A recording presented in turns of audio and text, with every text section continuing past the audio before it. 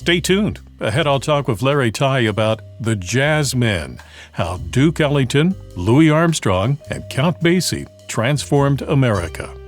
Hi, I'm Dan Skinner, and this is Some Books Considered.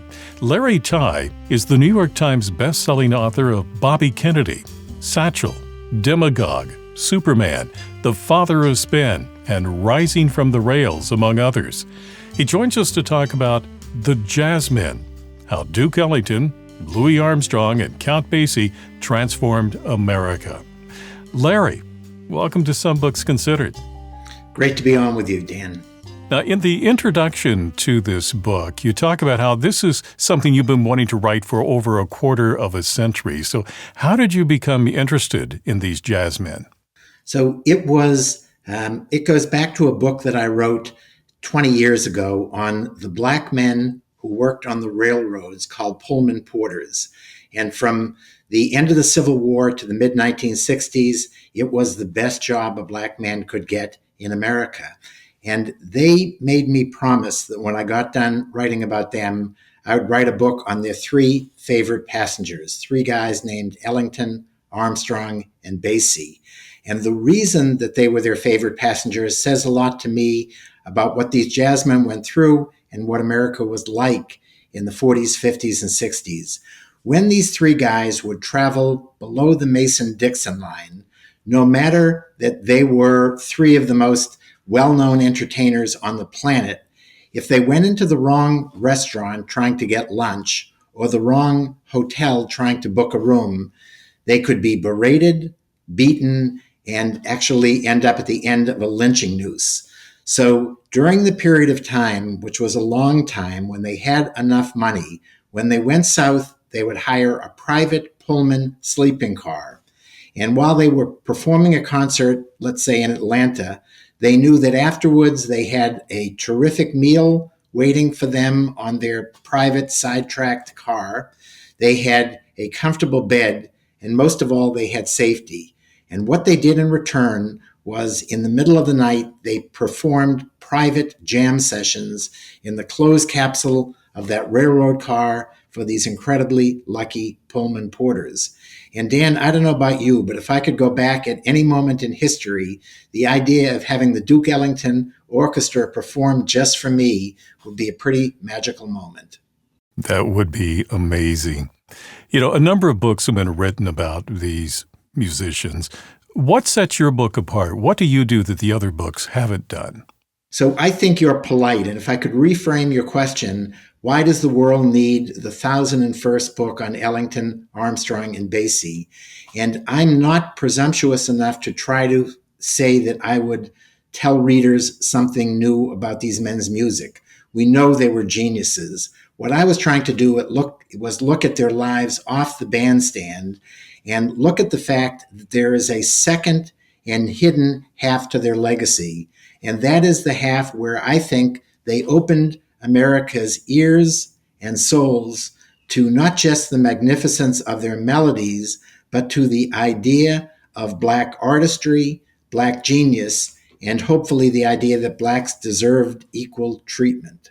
Well, I want to talk to you about a number of the insights that you bring to this book about their private lives, their lives off the stage. But obviously, we're not going to be able to cover everything. So give us a brief overview first of what readers are going to find here. So I think readers will find that in America during that Jim Crow era of segregation, that white men who would not have let a Black cross their threshold wooed their sweethearts with the music of the gravel-throated Louis Armstrong and of the extraordinary Duke Ellington. White women who would have walked to the other side of the street if a Black man came walking towards them down the sidewalk, in the privacy of their own living rooms, kicked off their high heels and tapped their toes to the incredible swing music of the Count Basie Orchestra. And I think what we find is, for once, race fell away as an issue as America just simply listened rapt. And that's one of the things you point out in the book, that sure, they could have railed against all of the indignities that they were subject to as Black men, but instead they decided to focus on their art and in their own way have a big impact on society and their impressions of Black men. So they did exactly what you're saying, that they were quiet insurrectionists and they were focusing on their art, knowing that that was making a really important case to America and setting the table for a lot of the civil rights activities that would follow. But at times they actually went beyond just their art. They perpetually said our music speaks for itself. And yet in 1957, when America was faced with this crisis in Little Rock, Arkansas, and there had been an order to desegregate the all-white high school, Central High, there was a governor named Orville Faubus who anticipated what George Wallace would do a few years later by saying, blacks will come into this school essentially over my dead body. And while most white leaders in the country and most black leaders and even our president sat by quietly and watched this happen, Louis Armstrong spoke up. He called the governor of Arkansas a word that begins with M and ends with R, and I won't say on a public airwave, but it was translated in family newspapers to an uneducated plowboy. He called the president gutless, and he got results. He spoke out in a way that almost nobody was courageous enough to do then, and I think it was no accident that shortly after he spoke up, President Eisenhower sent in federal troops to protect those black kids who were trying to integrate the Little Rock High School. I'm talking with Larry Tye about the Jazzmen, how Duke Ellington, Louis Armstrong, and Count Basie transformed America. And our conversation continues in a moment. If you appreciate this discussion, please subscribe, like, and click on the bell so you'll know when I post new interviews. And thank you. In this book, you talk about some of the things that these three men have in common. And one of them is they all started out their lives in very difficult circumstances. Tell us a bit about that. Sure. Very capsule versions. Louis Armstrong grew up in New Orleans, which was in the center of Jim Crow segregated America. He grew up in a neighborhood that was so tough it was called the battlefield. And his life literally was saved at age 13 when he was plucked off the streets and sent to reform school. And while many of his friends were actually dying on the streets of New Orleans, they were involved in all kinds of tough activities. Louis Armstrong spent his 18 months in reform school learning first how to play the bugle, then the cornet, and then the trumpet. And so in Booker T. Washington fashion of the philosophy at that time was you've got to learn to do something so well that nobody can take it away from you. Louis Armstrong learned how to play the trumpet so well that in a career that spanned 50 years, nobody could contest what he did. Duke Ellington, meanwhile, was growing up in a borderline area in terms of racial policies in Washington, D.C., the largest Black middle-class community in America. And to give you a sense of what it was like for him then, when he would walk down the tall staircase in his middle-class family's home in the morning, he would tell his young nephews waiting at the bottom of the stairs to bow to him.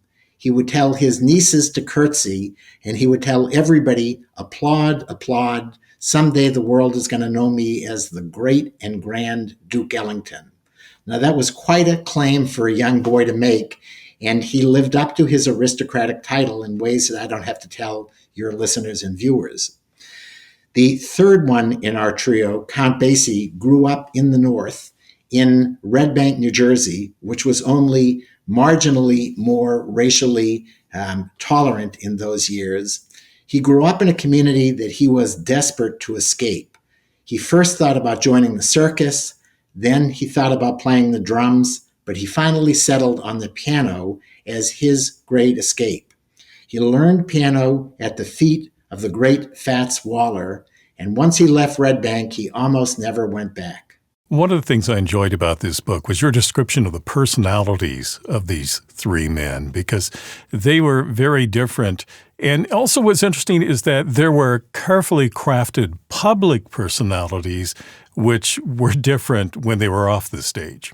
Sure. So Louis Armstrong had a personality that was over the top and entirely heartfelt. When he was out on stage, you could see him hamming it up on stage. He was trying to appeal to white audiences, and he was trying to give them a comfortable image that he felt in no way contradicted his artistic genius. And yet, off stage, you would see a guy who looked so sad that it transformed lots of people who had mistakenly judged him as being an Uncle Tom character when they saw this guy and saw the humanity shining through when he was in his private dressing room. Duke Ellington on stage was an extraordinarily affable guy who had an aristocratic and really noble bearing. Off stage, he had the same aristocratic bearing, but he was perpetually on the make. And I mean on the make with women. He had more mistresses than anybody that I've ever heard of. And he actually is the only one of our three who stayed married to the same woman all of his life. But he stopped living as man and wife with her after a couple of years and stayed married to her because that gave him an excuse that he wouldn't have to marry any of the mistresses who were clamoring for him to get divorced and marry them. The one who was consistent on stage and off stage, the most consistent, was Count Basie.